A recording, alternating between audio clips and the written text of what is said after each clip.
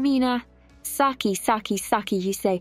Why on earth is this game another strategy simulation game? There was BB Gun on the Super Famicom the other month. Last episode was some crusty old Japanese PC port, Gaino Monshol, which for some reason I found merit in, and this episode is yet another strategy game. Released in 1989 in Japan, Nectaris was later released as Military Madness a year later on the Turbo Grafx-16, and was developed by one of the driving forces behind the PC Engine, Hudson Soft. Man, I miss those guys. It had some awesome games over the years. In my view, this game is the culmination of everything good about Hudson Soft, because this is in so many ways an extremely modern game for something first released in 1989. But bear with me if you're not into these types of games, because this one is something special. Like Gaino Monshol, this is not an RPG, kind of. This is a game set out over a total of 16 maps, and on completing the 16th stage, you can then play through the same 16 stages but with a higher difficulty. The story is simple. In the near future of 2089, Earth's resources have been depleted, and now the moon has been colonized for the purpose of repeating the same mistake by the evil Elmo Empire. Freudian slip. The Gaiji Empire, that's it.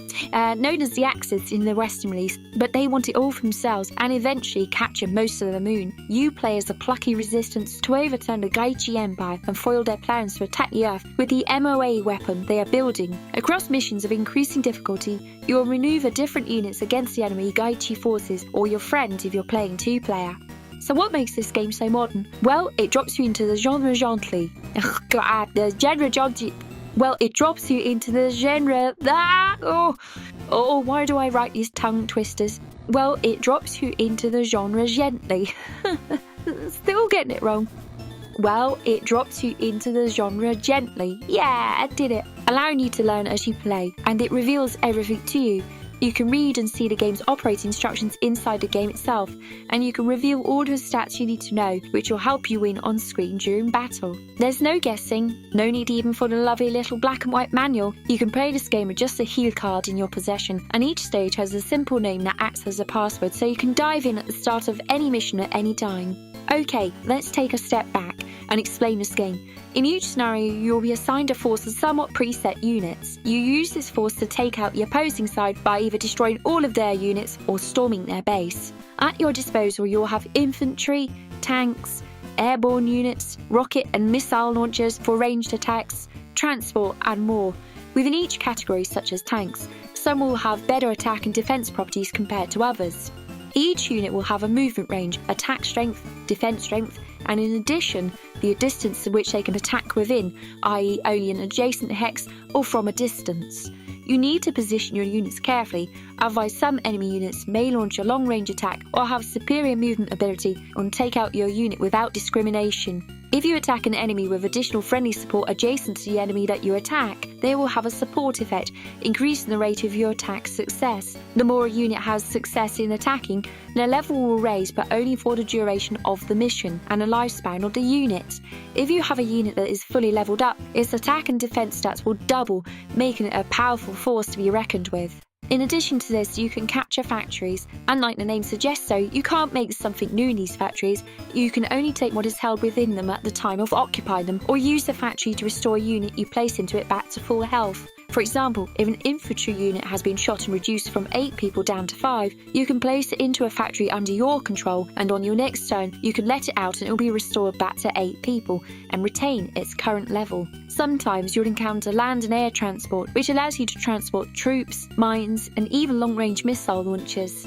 The last major influence on the success of your attacks is the ground from which the attack is launched. If you're on a vantage point looking down the enemy, this will increase the potency of your attack. All of this builds into an engaging game of cat and mouse, how to attack your enemy best, as sometimes you'll be outnumbered.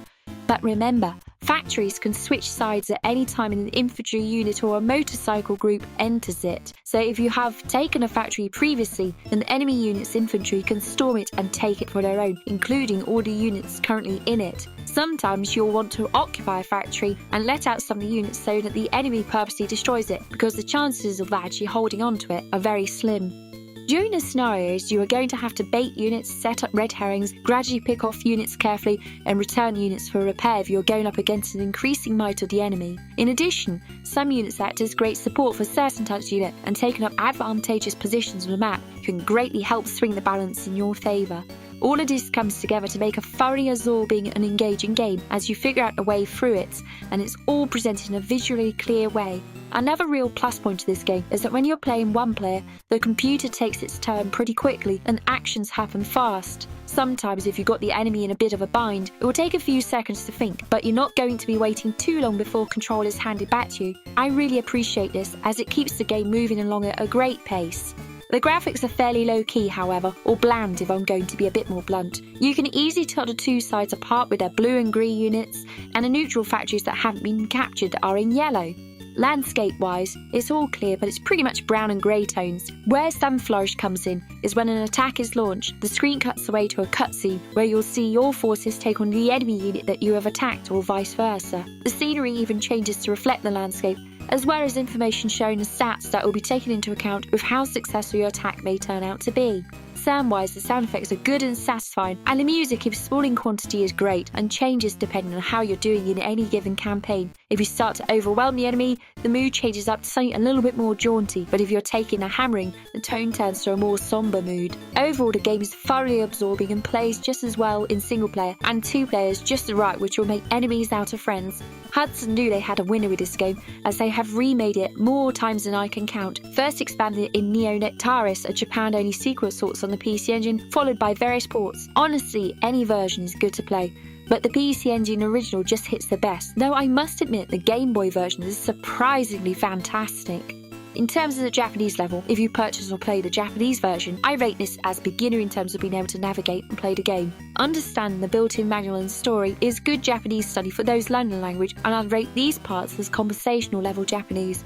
If you can read katakana, it will help you understand the phrases like idoryoku, shatte in the stats screen, and so forth. For those of you who are not learning Japanese or struggling, a lot of the game is in English. In the Patreon post as well, that I've linked in the video description, I have posted an annotated diagram of the main screen and stat screen with translations into English of what everything means to help you get into the game if you have the Japanese version. Rating this game is easy. It's great. This one is all about the gameplay. The story is minimal and the mechanics are deep enough to be absorbing, but not too deep to become overwhelming. This is very much a game you can dip into and out of, taking in a mission at a time.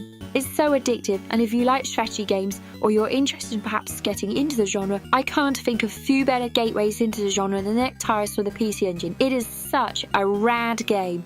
Highly, highly recommended. As always, like, subscribe and all of that shit, and also check out this rad Rubbish Heap merch, available worldwide on Redbubble and Amazon.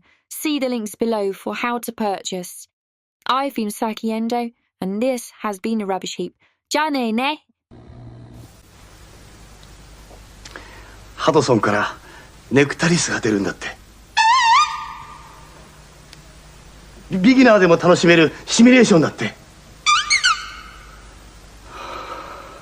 また怒ってんだね。愛は勝ち取るものだ。 PC エンジン初の SF ウォーシミュレーションネクタリス by Hudson